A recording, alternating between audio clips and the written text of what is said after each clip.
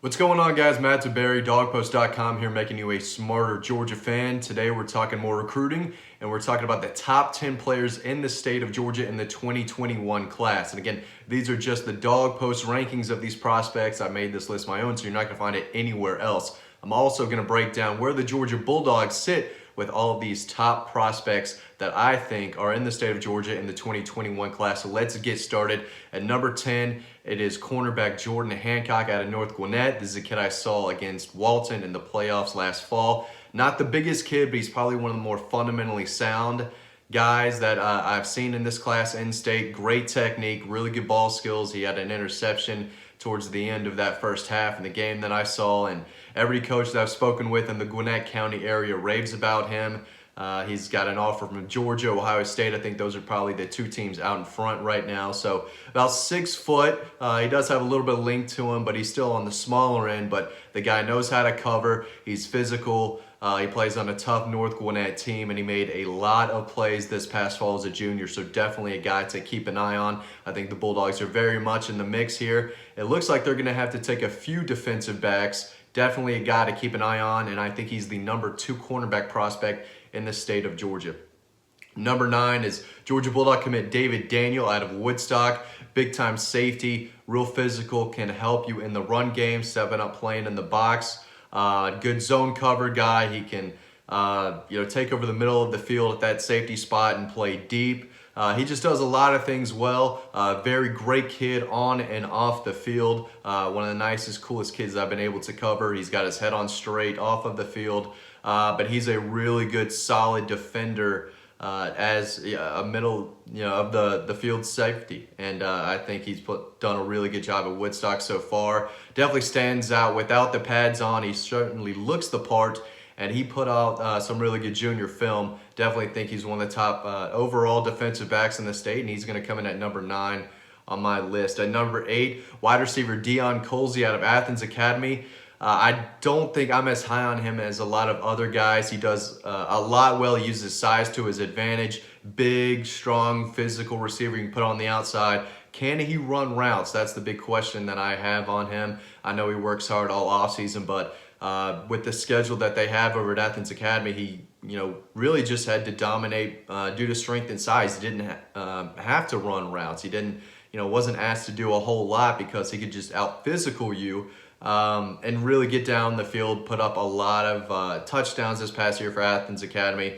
Big time playmaker, there's no doubt about it. I think some of the other rankings have him in that top 5 in this state. I haven't personally seen a complete receiver out of him just yet, but he is high on my list, and I think he is the number 1 wide receiver in the state of Georgia in this class. Coming in at number 7, Nylund Green, cornerback out of Newton High School in Covington. I saw him at a camp in March of 2019. Solid 6'2", maybe a little more than that. Really good length. He's athletic. He was the top defender I saw at that MVP camp at Lovejoy High School. He and Brock Vandergriff, the 5-star quarterback who I'll talk about later in this video, were the 2 standouts from that camp. They were really good, and I knew that Nylund was bound for a big junior year last fall, and that's what he came away with. Great ball skills, like I said earlier. He's got the size, he has the length.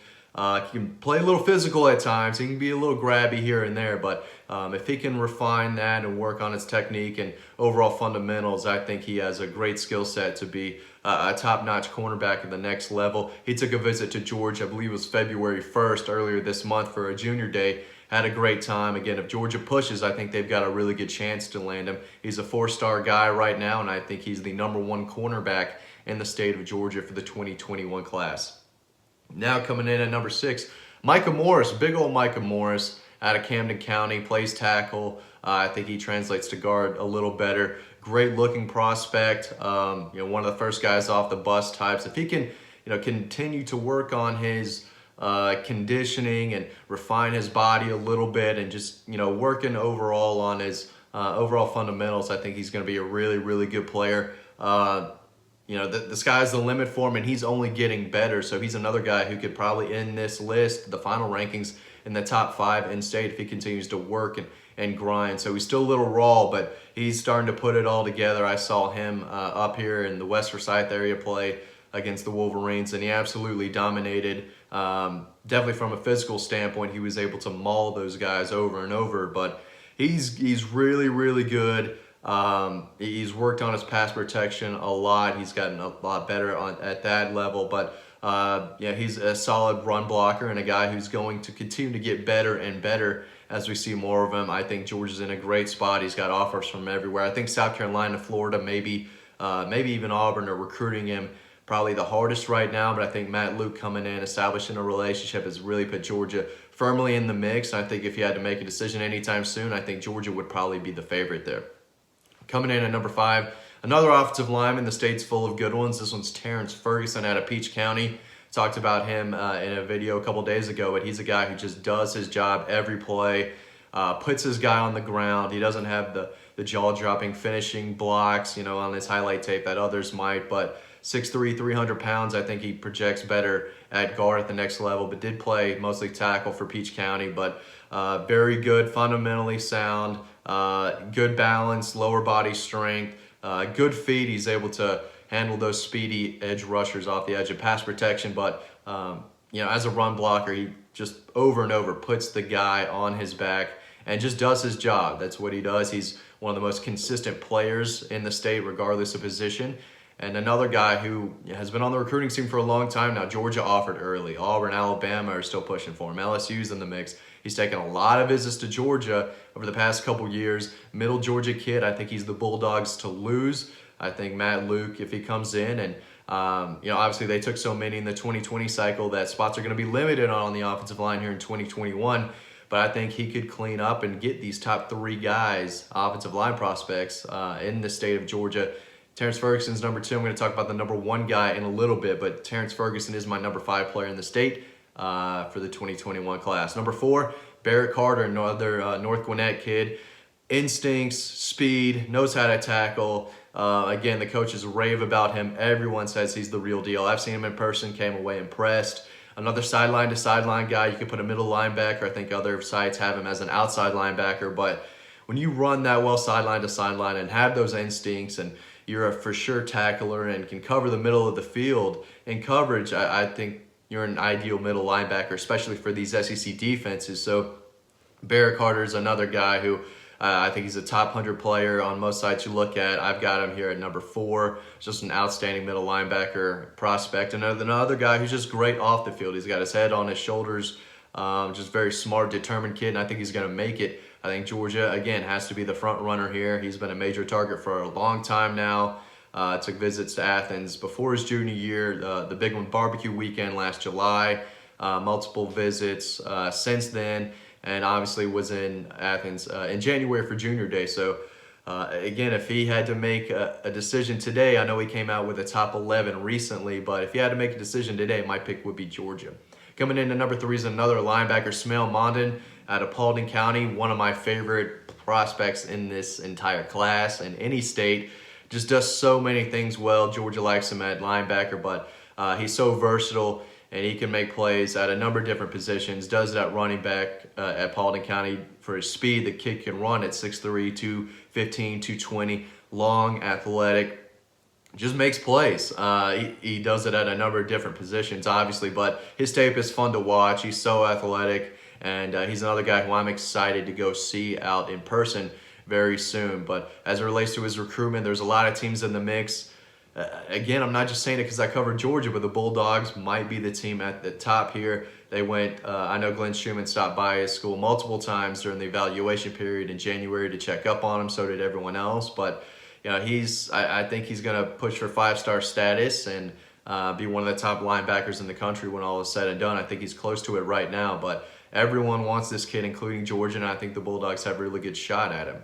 Number 2, a kid who's already committed to Georgia, 5-star quarterback Brock Vandergriff out of Prince Avenue. 6'2", I think just under 6'3", 200 pounds. Great arm. He has real zip on it, man. If you watch him throw, it's easy to see why he's ranked so high. But very mobile, wouldn't call him a dual threat, but he can pick up 7 yards on a 3rd and 8 or 4 yards on a 3rd and 4, can scramble and make plays with his feet when he needs to. But that arm is live, and he does have an arm that projects to the NFL, and has the leadership qualities. He's a coach's son. He knows the game inside and out, and he checks pretty much every box you look at a pro-style quarterback and someone for Georgia's system in my mind. One of the top overall quarterbacks and one of the top overall players in the entire country, coming in at number 2.